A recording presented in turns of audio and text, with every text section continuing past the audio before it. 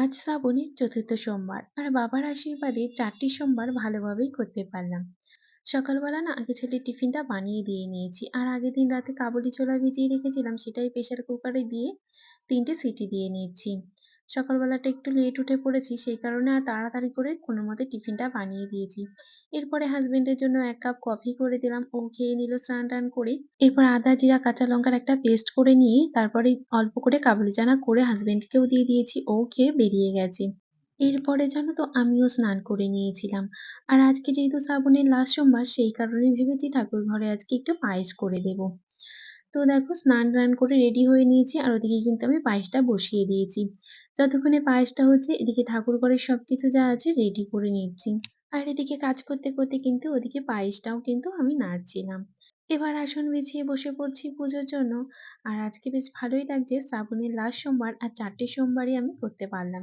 এবার দেখো গাছে 2টো ফুল ফুটেছে, সেটাও তুলে নিয়ে এসেছি। আর এদিকে দুধ, দই, গঙ্গা জল, ঘি, মধু, কর্পূর, তিল যা যা লাগে আর কি অভিষেক করতে সবকিছু কিন্তু মিশিয়ে রেখেছি। বেলপাতা, ফুল সব ধুয়ে নিয়েছি আর এদিকে ফলও সব একে একে করে ধুয়ে রেডি করে নিয়েছি। আর এদিকে ফল বানিয়েও নিয়েছি ঠাকুরের জন্য।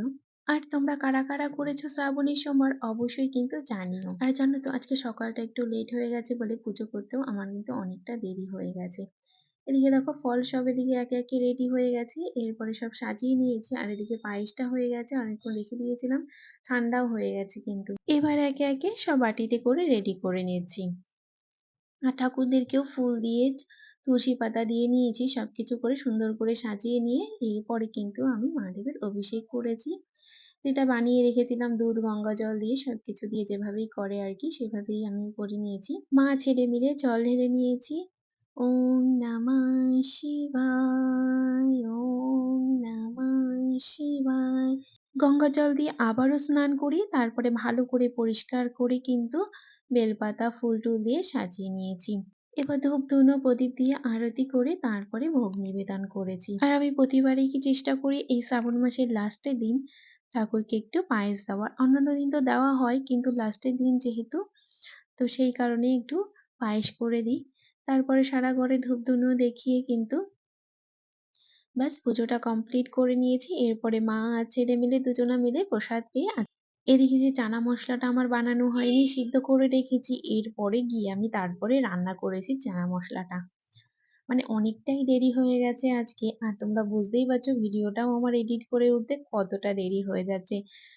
তো এরপরে দেখো ১ম এ কড়াইতে তেল গরম করে এর মধ্যে গোটা গরম মসলা, তেজপাতা দিয়ে দিয়েছি, আদা, জিরা, কাঁচা লঙ্কার পেস্ট, হলুদ, কাশ্মীরি রেড চিলি পাউডার সবকিছু দিয়ে একটু জল দিয়ে মিক্স করে দিয়ে দিয়েছি। মসলাটা যখন হয়ে এসছে এর মধ্যে ফ্যাটানো টক দই দিয়ে আরো কিছুক্ষণ কষিয়ে নিয়েছি। এরপরে চানা মসলা দিয়ে আর কিছু পনির ছোট, ছোট করে দিয়ে দিয়েছি। এরপরে ভালো করে নাড়াচাড়া করে এর মধ্যে পরিমাণ মতো জল দিয়ে দিয়েছি। চানা মসলা দিয়ে তারপরে ঢেকে কিছুক্ষণের জন্য কুক করে নামিয়ে নিয়েছি। আর আজকে কিন্তু হাতে একটু আলতাও পড়েছি হাতে পায়ে। আর রান্না-টান্না সবকিছু করে কেন করলাম জানো তো? যদি হাতের আলতা উঠে যায় রান্নাতে বা ঠাকুরের ভোগে কিছু যদি লেগে যায় সেই কারণে কিন্তু আগে পড়িনি, পরেই পড়লাম। যদি কিছুতে লেগে যায় সেই ভয়ে আর পড়িনি। তো দেখো এরপরে আলতা-টালতা পরে আজকের দিনটা শেষ করছি। টাটা! সবাই সুস্থ থেকো, ভালো থেকো, এভাবেই পাশে থেকো।